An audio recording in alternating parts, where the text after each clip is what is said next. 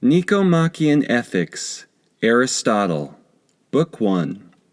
The end toward which men strive in life is happiness. Happiness for each creature is found in the best possible performance of the function for which he is peculiarly adapted. Man then finds his highest and most lasting happiness in the active life of his soul in accordance with virtue. Virtue may be either 1. Intellectual, the excellence of the reasoning powers, that is, prudence and wisdom, or 2. Moral, the control of emotions and desires in obedience to reason, that is, liberality and temperance. Chapter 1. Every art and every scientific inquiry, and similarly, every action and purpose, may be said to aim at some good. Hence, the good has been well defined as that at which all things aim. But it is clear that there is a difference in ends, for the ends are sometimes activities, and sometimes results beyond the mere activities. Where there are ends beyond the action, the results are naturally superior to the action. As there are various actions, arts, and sciences, it follows that the ends are also various. Thus, health is the end of the medical art, a ship of shipbuilding, victory of strategy, and wealth of economics. It often happens that a number of such arts or sciences combine for a single enterprise, as the art of making bridles, and all such other arts as furnish the implements of horsemanship combine for horsemanship, and horsemanship and every military action for strategy, and in the same way other arts or sciences combine for others. In all these cases, the ends of the master arts or sciences, whatever they may be, are more desirable than those of the subordinate arts or sciences, as it is for the sake of the former that the latter are pursued. It makes no difference to the argument whether the activities themselves are the ends of the action or something beyond the activities, as in the above-mentioned sciences. If it is true that in the sphere of action there is some end which we wish for its own sake, and for the sake of which we wish everything else, and if we do not desire everything else for the sake of something else, for if that is so, the process will go on ad infinitum, and our desire will be idle and futile, clearly this end will be good and the supreme good. Does it not follow then that the knowledge of this good is of great importance for the conduct of life? Like archers who have a mark at which to aim, shall we not have a better chance of attaining what we want? If this is so, we must endeavor to comprehend, at least in outline, what this good is and what science or faculty makes it its object. It would seem that this is the most authoritative science. Such a kind is evidently the political, for it is that which determines what sciences are necessary in states, and what kinds should be studied, and how far they should be studied by each class of inhabitant. We see, too, that even the faculties held in highest esteem, such as strategy, economics, and rhetoric, are subordinate to it. Then, since politics makes use of the other sciences and also rules what people may do and what they may not do, it follows that its end will comprehend the ends of the other sciences, and will therefore be the good of mankind. For even if the good of an individual is identical with the good of a state, yet the good of a state is evidently greater and more perfect to attain or to preserve. For though the good of an individual by himself is something worth working for, to ensure the good of a nation or a state is nobler and more divine. These then are the objects at which the present inquiry aims, and it is in a sense a political inquiry. Chapter 2. As every science and undertaking aims at some good, what is in our view the good at which political science aims, and what is the highest of all practical goods? As to its name there is, I may say, a general agreement. The masses and the cultured classes agree in calling it happiness, and conceive that to live well, or to do well, is the same thing as to be happy. But as to what happiness is, they do not agree, nor do the masses give the same account of it as the philosophers. The former take it to be something visible and palpable, such as pleasure, wealth, or honor. Different people, however, give different definitions of it, and often even the same man gives different definitions at different times. When he is ill, it is health. When he is poor, it is wealth. If he is conscious of his own ignorance, he envies the people who use grand language above his own comprehension. Some philosophers, on the other hand, have held that, besides these various goods, there is an absolute good which is the cause of all goodness in them. It would perhaps be a waste of time to examine all these opinions. It would be enough to examine such as are most popular, or as seem to be more or less reasonable. Chapter 3. Men's conception of the good or of happiness may be read in the lives they lead. Ordinary or vulgar people conceive it to be pleasure, and accordingly choose a life of enjoyment. For there are, we may say, three conspicuous types of life: the sensual, the political, and thirdly, the life of thought. Now the mass of men present an absolute slavish appearance, choosing the life of brute beasts. But they have ground for doing so, because so many persons in authority share the tastes of Sardanapalus. Cultivated and energetic people, on the other hand, identify happiness with honor, as honor is the general end of political life. But this seems too superficial an idea for our present purpose, for honor depends more upon the people who pay it than upon the person to whom it is paid, and the good we feel is something which is proper to man himself and cannot be easily taken away from him. Men too appear to seek honor in order to be assured of their own goodness. Accordingly, they seek it at the hands of the sage and of those who know them well, and they seek it on the ground of their virtue. Clearly, then, in their judgment, at any rate, virtue is better than honor. Perhaps, then, we might look on virtue rather than honor as the end of political life. Yet even this idea appears not quite complete, for a man may possess virtue and yet be asleep or inactive throughout life. And not only so, but he may experience the greatest calamities and misfortunes. Yet no one would call such a life of happiness unless he were maintaining a paradox. But we need not dwell further on this subject, since it is sufficiently discussed in popular philosophical treatises. The third life is the life of thought, which we will discuss later.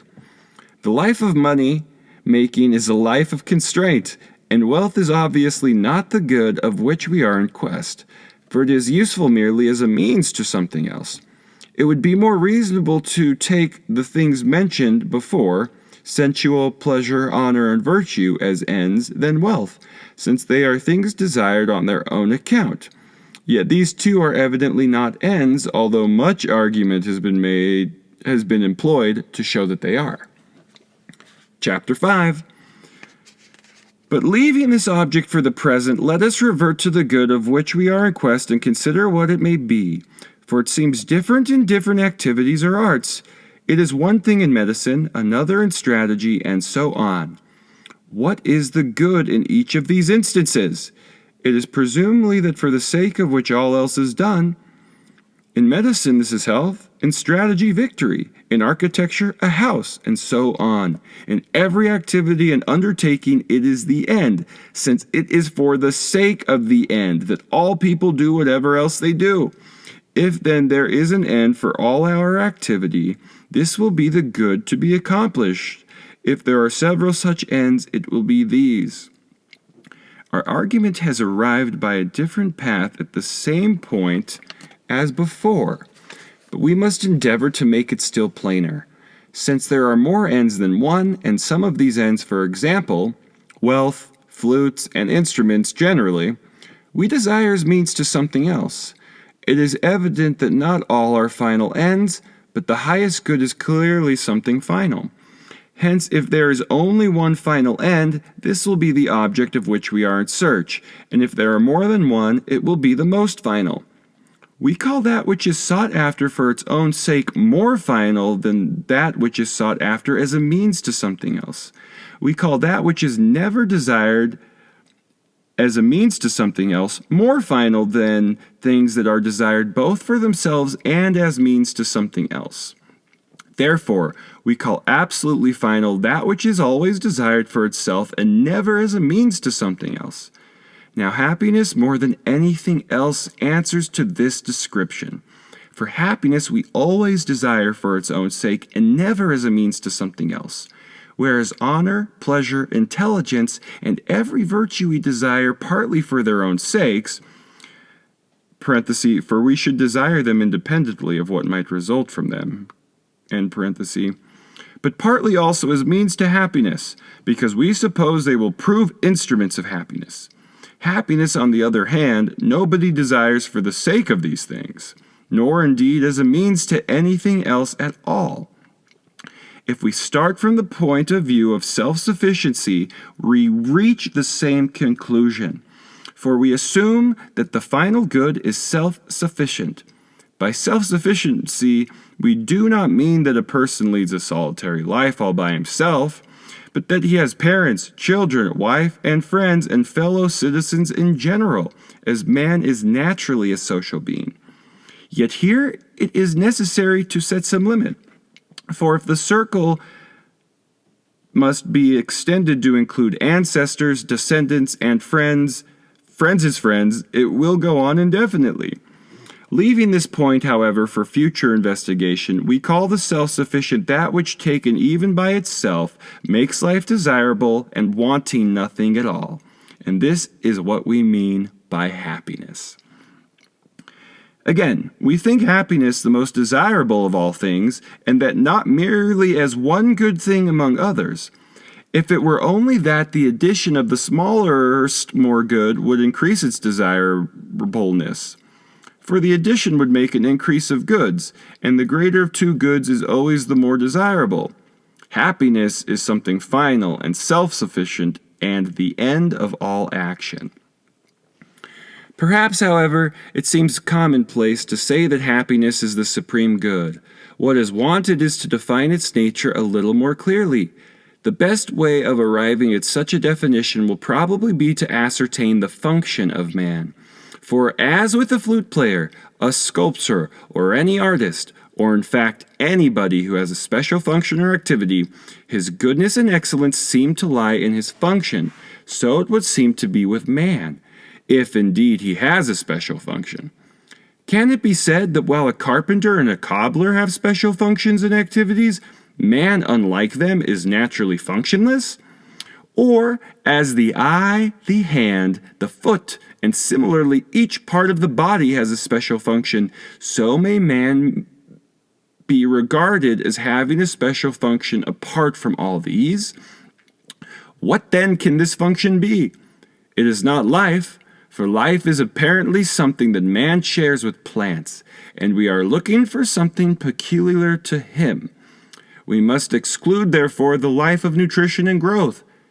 There is next what may be called the life of sensation. But this too apparently is shared by man with horses, cattle, and all other animals. There remains what I may call the active life of the rational part of man's being. Now, this rational part is twofold. One part is rational in the sense of being obedient to reason, and the other in the sense of possessing and exercising reason and intelligence. The active life, too, may be conceived of in two ways, either as a state of character or as an activity. But we mean by it the life of activity, as this seems to be the truer form of the conception. The function of man, then, is activity of soul in accordance with reason, or not apart from reason. Now, the function of a man of a certain kind, and of a man who is good of that kind, for example, of a harpist and a good harpist, are in our view the same in kind. This is true of all people of all kinds without exception, the superior excellence being only an addition to the function. For it is the function of a harpist to play the harp, and of a good harpist to play the harp well. This being so, if we define the function of man as a kind of life, and this life as an activity of the soul or a course of action in accordance with reason, and if the function of a good man is such activity of a good and noble kind, and if everything is well done when it is done in accordance with its proper excellence, it follows that the good of man is activity of soul in accordance with virtue, or, if there are more virtues than one, in accordance with the best and most complete virtue. But we must add the words, in a complete life. For as one swallow or one day does not make a spring, so one day or a short time does not make a man blessed or happy. Chapter 8. Goods have been divided into three classes. External goods, as they are called, goods of the soul, and goods of the body. Of these three classes, goods of the soul are considered goods in the strictest and truest sense. To the soul are ascribed spiritual actions and activities. Thus our definition must be a good one, at least according to this theory, which is both ancient and accepted by philosophers at the present time. It is correct, too, inasmuch as we call certain actions and activities the end, for we put the end in some good of the soul and not in an external good. By a similar theory, the happy man lives well and does well, and happiness, we have said, is in fact a kind of living and doing well. Chapter 9. Our account accords too with the view of those who hold that happiness is virtue or excellence of some sort. For activity in accordance with virtue is virtue. But there is plainly a considerable difference between calling the supreme good possession or use, a state of mind, or an activity. For a state of mind may exist without producing anything good, for example, if a person is asleep or in any other way inert. Not so with an activity, since activity implies acting and acting well. As in the Olympic Games, it is not the most beautiful and strongest who receive the crown, but those who actually enter the combat. For from those come the victors. So it is those who act that win rightly what is noble and good in life. Their life, too, is pleasant in itself, for pleasure is a state of mind, and whatever a man is fond of is pleasant to him. As a horse is to a lover of horses, a show to a lover of spectacles, and similarly, just acts to a lover of justice, and virtuous acts in general to a lover of virtue. Now, most men find a sense of discord in their pleasures, because their pleasures are not all naturally pleasant. But the lovers of nobleness take pleasure in what is naturally pleasant, and virtuous acts are naturally pleasant. Such acts, then, are pleasant both to these persons and in themselves. Nor does the life of such persons need more pleasure attached to it as some sort of charm. It possesses pleasure in itself. For it may be added, a man who does not delight in noble acts is not good, as nobody would call a man just who did not enjoy just action, or liberal who did not enjoy liberal action, and so on. If this is so, it follows that acts of virtue are pleasant in themselves. They are also good and noble in the highest degree. For the judgment of the virtuous man on them is right, and his judgment is as we have described. Happiness, then, is the best and noblest and pleasantest thing in the world. Nor is there any such difference between these things as the inscription at Delos suggests. Justice is noblest, health is best, to gain one's wish is pleasantest. For they are all characteristics of the best activities, and happiness, we hold, is the same as these or as one and the noblest of these. Still, it is clear, as we said, that happiness requires the addition of external goods, for it is impossible, or at least difficult, to do noble deeds with no outside means. For many things can be done only through the aid of friends, or wealth, or political power, and there are some things the lack of which spoils our felicity, such as good birth, some things the lack of which spoils our felicity, such as good birth, wholesome children, and personal beauty. For a man who is extremely ugly in appearance, or low-born, or solitary and childless, can hardly be called happy, perhaps still less so if he has exceedingly bad children or friends, or has had good children or friends and lost them by death. As we said then, happiness seems to need prosperity of this kind in addition to virtue. For this reason, some persons identify happiness with good fortune, though others do so with virtue. Chapter 10. The question is consequently raised whether happiness is something that can be learned or acquired by habit or training of some kind, or whether it comes by some divine dispensation or even by chance. Now, if there is anything in the world that is a gift of the gods to men, it is reasonable to take happiness as a divine gift, and especially divine as it is the best of human things. This point, however, is perhaps more appropriate to another investigation than the present.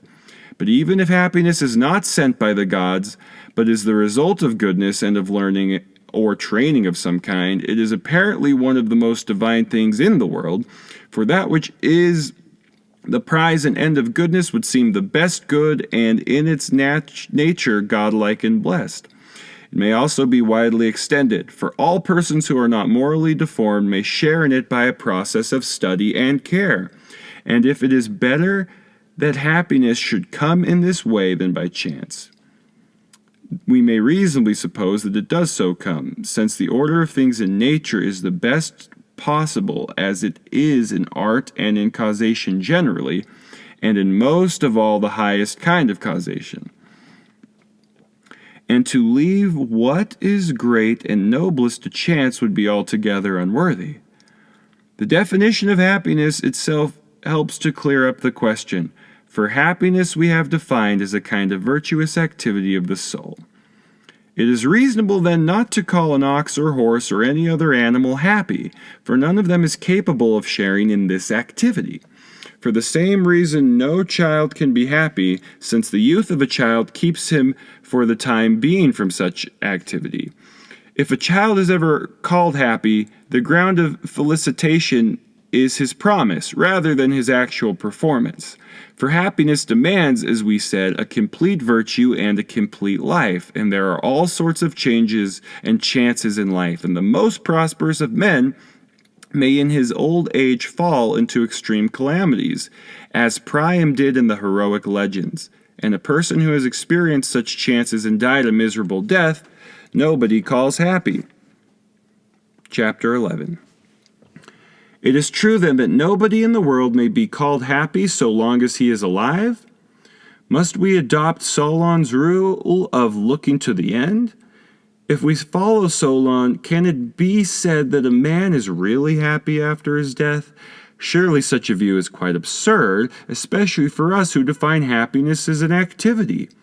But if we do not call a dead man happy, and if Solon's meaning is not this, but rather that it is only when a man is dead that it is safe to call him fortunate, as being free at last from evil and calamities, this again is a view open to objection. For it seems that a dead man may be affected both by good and by evil, in the same way as one who is living but ignorant of them, by honors and dishonors, for instance, and by the successes or misfortunes of his children, and his descendants generally. Yet here again a difficulty presents itself, for a person may live happily up to an old age and die a happy death, and still his descendants may suffer many vicissitudes of fortune. Some of them may be good and enjoy the life they deserve, others may be bad and have a bad life. Obviously, these descendants may stand in all sorts of different degrees of relationship to their ancestor. It would be strange then if these dead men were to share the shifts in their fortune and to become happy at one time and miserable at another, as they became either happy or miserable. But it would be equally strange if the future of their descendants should not for a time affect the ancestors at all. We would best return to our previous difficulty, for it will perhaps afford an answer to the present question. If it is right to wait for the end, and only when the end has come to call a man happy, not for being happy then, but for having been so before. Surely it is an extraordinary thing that, at the time when he is happy, we should not speak the truth about him, because we are unwilling to call the living happy in view of the changes to which they are liable, and because we have formed an idea of happiness as something permanent and exempt from the possibility of change, while every man is liable to many turns of fortune's wheel.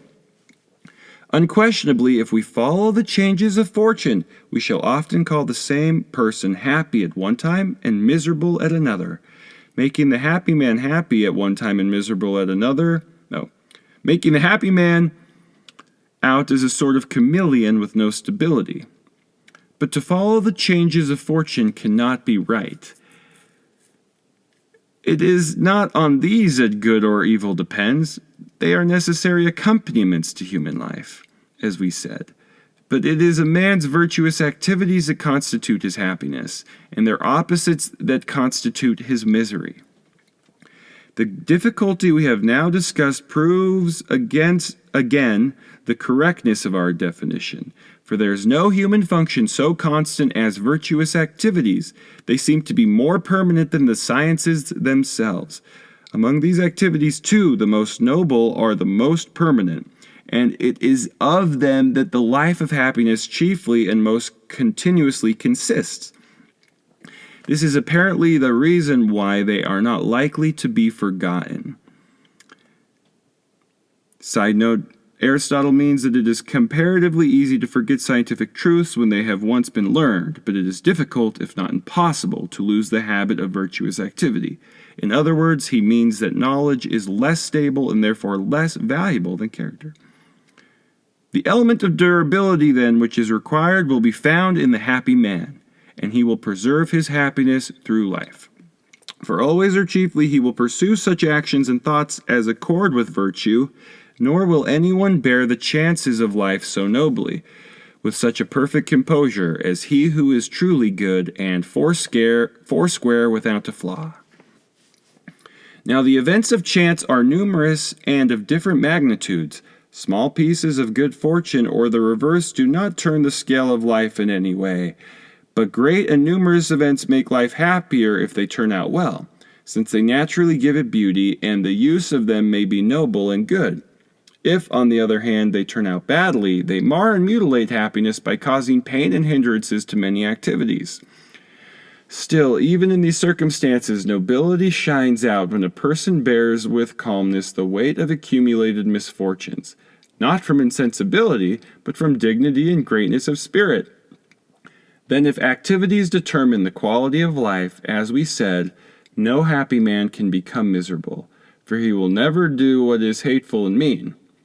For our idea of the truly good and wise man is that he bears all the chances of life with dignity and always does what is best in the circumstances, as a good general makes the best use of the forces at his command in war, or a good cobbler makes the best shoe with the leather given him, and so on through the whole series of the arts. If this is so, the happy man can never become miserable. I do not say that he will be fortunate if he meets such chances in life as Priam, yet he will not be variable or constantly changing, for he will not be moved from his happiness easily, or by ordinary misfortunes, but only by great and numerous ones. Nor after them will he quickly regain his happiness, if he regains it at all. It will be only over a long and complete period of time, and after great and notable achievement. We may safely then define a happy man as one who is active in accord with perfect virtue and adequately furnished with external goods, not for some chance period of time, but for his whole lifetime. But perhaps we ought to add that he should always live, and so die as he lived. It is not given to us to foresee the future, but we take happiness as an end, although final and complete. And this being so, we shall call people happy during their lifetime if they possess and continue to possess these characteristics, yet happy only so far as men are happy. A serious doubt has been raised as to the participation of the dead in any good or evil. It is probable that if anything, whether good or evil, reaches the dead at all, it is feeble and insignificant, both in itself and in relation to them. Or if not, is at least of no such magnitude and character as to be capable of making happy those who are not happy, or of depriving of felicity those who are. It would seem then that the dead are affected or influenced in some way by the prosperity and adversity of their friends, but that the influence is of such a kind and degree as not to make them unhappy if they are happy, nor to have any similar effect. Chapter 13. Inasmuch as happiness is an activity of soul in accordance with perfect virtue, we must now consider virtue, as this will perhaps be the best way of studying happiness. Clearly, it is human virtue we have to consider, for the goods of which we are in search is, as we said, human good, and the happiness, human happiness. By human virtue or excellence, we mean not that of the body, but that of the soul. And by happiness, we mean an activity of the soul. There are some facts concerning the soul which are adequately stated in popular discourses, and these we may rightly accept. It is said, for example, that the soul has two parts, one irrational and the other rational. Whether these parts are separate like the parts of the body, or like anything divisible, or whether they are theoretically distinct but in fact inseparable, like the convex and the concave in the circumference of a circle, is of no importance to the present inquiry. Of the irrational part of the soul, one part is shared by man with all living things, and vegetative. I mean the part which is the cause of nutrition and growth, for we may assume such a faculty of the soul to exist in all young things that take food, even in embryos, and the same faculty to exist in things full grown, since it is more reasonable to suppose it is the same faculty than something different.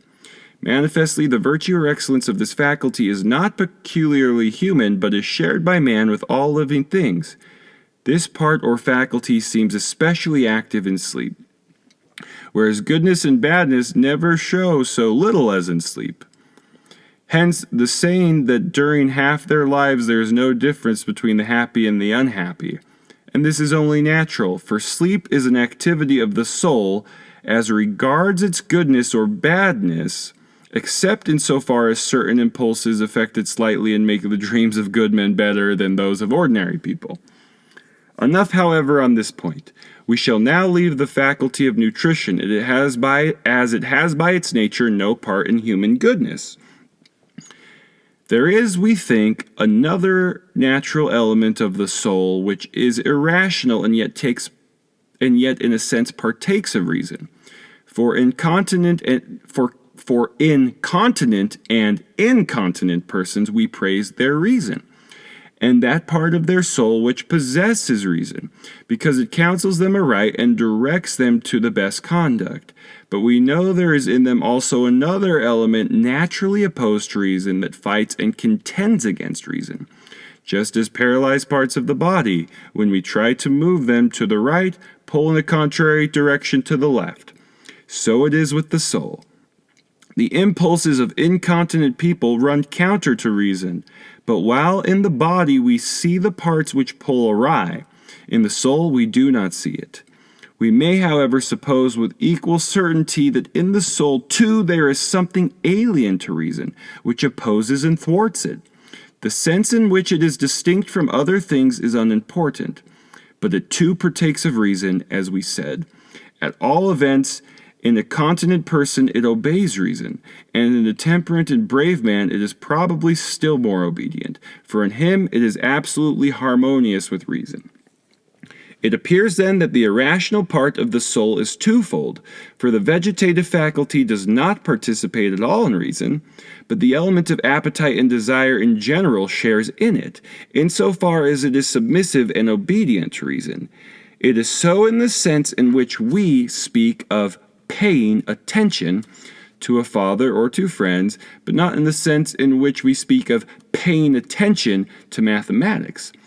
All advice, reproof, and exhortation are witness that this irrational part of the soul is in a sense subject to influence by reason, and if we say that this part participates in reason, then as a part possessing reason, it will be twofold. One element possesses reason absolutely and in itself, the other listening to it as a child listens to its father. Virtue, too, may be divided to correspond to this difference, for we call some virtues intellectual and others moral. Wisdom, intelligence, and prudence are intellectual. Liberality and temperance moral. In describing a person's moral character, we do not say that he is wise or intelligent, but that he is gentle or temperate. A wise man, however, we praise for his mentality, and such mentality as deserves praise we call virtuous.